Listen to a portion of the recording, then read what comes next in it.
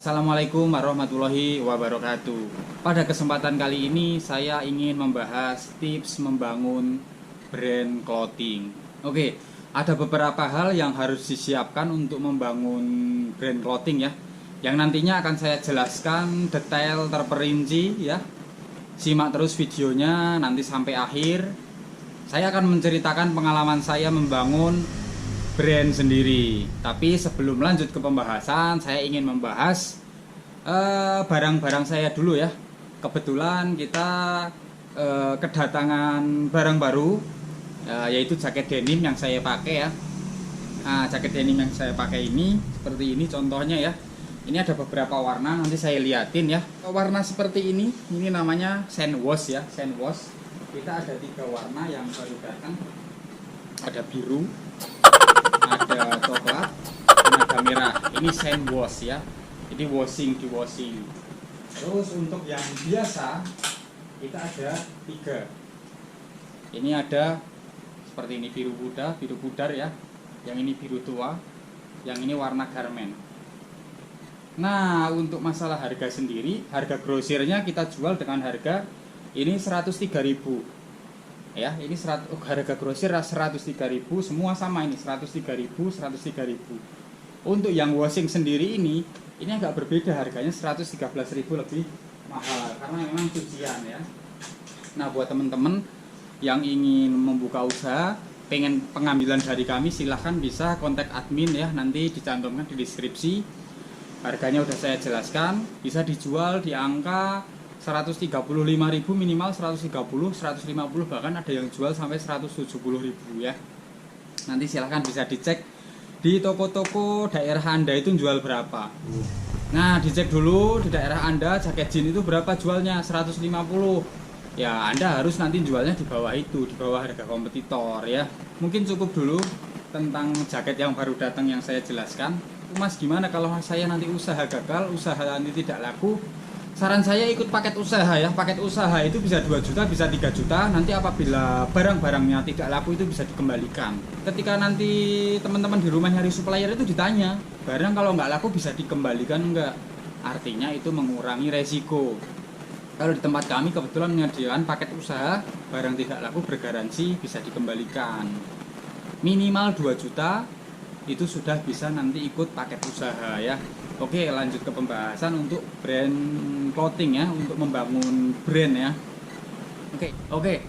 Pertama untuk membangun brand clothing itu yang harus disiapkan apa, teman-teman itu nyari vendor yang siap memproduksi ya, nyari konveksi yang siap memproduksi. Itu yang pertama ya. Cek kualitasnya, jahitannya seperti apa, kualitas sablonnya seperti apa, kos jahitnya berapa. Nah, itu yang perlu disiapkan. Bisa juga teman-teman itu beli bahan sendiri. Beli bahan sendiri sistemnya maklun. Beli bahan sendiri, nyari konveksi, negosiasi di ongkos jahit berapa, ongkos sablon berapa, itu juga bisa. Bisa juga yang full order. Full order itu udah terima bersih, per kaosnya berapa. Kalau biasanya rata-rata itu minimal di angka 12 piece sampai 24 piece itu per desain. Setelah nanti teman-teman di rumah nyari vendor, itu teman-teman nanti kalau sudah dapat itu langsung desain ya. Desainnya mau seperti apa, temanya seperti apa, mungkin tema Jepang atau mungkin temanya tema graffiti, itu tentukan tema, arahnya mau kemana, itu seperti. Oke, setelah tentukan tema, artinya kan udah bisa jalan produksi ya. Ya, teman-teman harus berpikir gimana caranya, itu kan barang harus laku, harus keluar, seperti itu. Kalau saya sendiri sebenarnya tidak menyarankan teman-teman yang pemula atau yang baru itu bikin brand sendiri. Saya lebih menyarankan teman-teman itu lebih baik awal mulai itu lebih baik ngambil brand merek orang lain. Itu akan lebih aman. Ngambil brand lain, terus minta harga spesial, mau dijual lagi, itu lebih aman daripada teman-teman yang belum pengalaman tiba-tiba langsung mau bangun bikin brand sendiri. Tapi ya teman-teman sekiranya mungkin udah mantep, udah yakin bikin brand sendiri ya silahkan. Akan tetapi bikin brand sendiri itu juga tidak mudah, menurut saya tidak mudah. Lebih mudah kita jual brand orang mungkin yang udah jalan, itu juga nggak ribet. Nah, contohnya si teman-teman di rumah itu punya modal 2 juta, 3 juta, 4 juta. Kalau saran saya mending sudah beli aja brand orang, bisa milih, nggak pusing mikir desain, nggak pusing mikirin produksi, karena kendala produksi, gagal produksi itu ada aja gitu. Saya pengalaman di bidang produksi sendiri, itu banyak masalah, banyak kendala. Akan tetapi kalau teman-teman di rumah ngambil brand orang, tinggal beli brand orang, beli barang orang, tinggal jual, itu resikonya nggak terlalu sebesar di produksi. Memang agak ribet membangun brand sendiri, itu agak ribet ya. Lebih enak itu tinggal belanja, tinggal jual itu, karena membuat brand sendiri itu pikirannya macam-macam ya. Jadi pikiran produksi, pikiran desain, pikiran nanti belum masih menjual, itu resiko kegagalannya lebih tinggi. Nah, memang saran saya tidak menyarankan teman-teman untuk pemula ya, untuk pemula itu untuk membangun brand sendiri. Mungkin buat teman-teman yang bukan pemula, yang awalnya menjual brand orang, ingin membangun brand sendiri, saya ada tips ya. Nah, tipsnya yaitu tadi, cari vendor terpercaya, kualitas sablon seperti apa, harus cari yang kualitas benar-benar kualitasnya bagus, dilihat kerjaannya rapi atau enggak, jahitannya rapi atau enggak, itu harus diperhatikan. Hati-hati juga untuk membangun brand clothing sendiri, itu yang harus disiapkan. Yang pertama itu teman-teman harus menyiapkan temanya, mau tema apa, mau tema surfing, mau tema skateboard, mau graffiti, mau tema apa aja, itu harus ditentukan temanya. Atau mungkin yang tema lagi rame itu apa, kan gitu ya, tema yang lagi rame apa. Misalnya kayak kemarin temanya yang lagi rame gambar-gambar belakang depan, gambar-gambar Jepang. Nah itu juga bisa lebih cepat penjualannya kalau ngikutin tren yang lagi rame apa.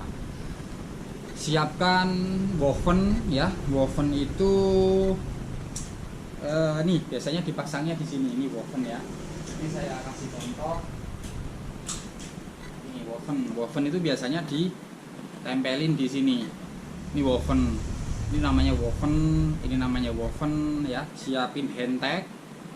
Ya, hand tag ini biasanya terpisah. Orang bikin woven biasanya sendiri, bikin hand tag biasanya sendiri. Tapi ada juga yang bisa membuat woven, juga bisa membuat hand tag. Terus siapin juga misalnya kaos itu kasih kancing yang ada mereknya.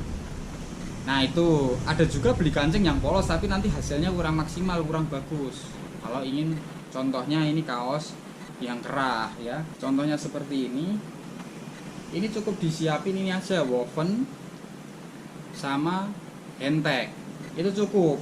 Cuman biasanya beli woven ini biasanya minimal itu quantity order itu minimal itu saya biasa beli itu minimal di angka sekitar 700.000. Di leher ini 700.000, yang di sebelah sini ini juga 700.000. Artinya siapin uang 1,4 juta hanya buat ini aja ya, woven sini sama sini. Belum nanti kalau ada selip ini sendiri. Jadi per desain itu minimal itu di angka 700-800.000. Kalau untuk seperti ini hand tag itu minimal itu di angka, minimal order di angka 400-500.000, itu dapat sekitar 100 lusin. Mungkin buat teman-teman yang nggak mau ribet, mau nitip saya juga bisa ya. Yang harus disiapkan ya untuk bikin kaos brand ya. Saya sarankan ketika membuat brand clothing itu dimulai dari kaos atau hoodie dulu. Jangan terburu-buru bikin celana, jangan terburu-buru bikin jaket parasut, jangan terburu-buru bikin jaket jeans, pusing nanti ngurusinya ya. Coba lihat, amati brand-brand baru yang baru berkembang itu rata-rata mereka bikinnya dari kaos, t-shirt dulu. Dari kaos dulu karena apa? Karena budgetnya minim. Kalau mungkin modalnya agak gede, itu lebih baik bikinnya mungkin bisa dari kaos, bisa dari hoodie. Start dari situ dulu. Ya, amati teman-teman brand-brand di kota Anda yang merintis itu awal mulanya dari kaos dulu. Nanti setelah mungkin berkembang, kaos laku, hoodie laku, nanti pelan-pelan nanti bisa produksi topi, bisa produksi celana, bisa produksi tas. Itu pelan-pelan arahnya ke situ.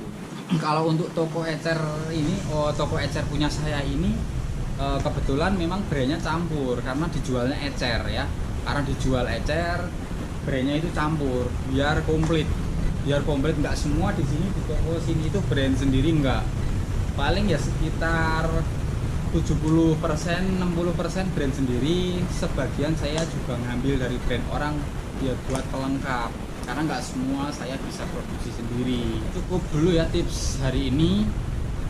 Apabila nanti ada pertanyaan silahkan teman-teman komentar di bawah, nanti akan saya bikinkan video.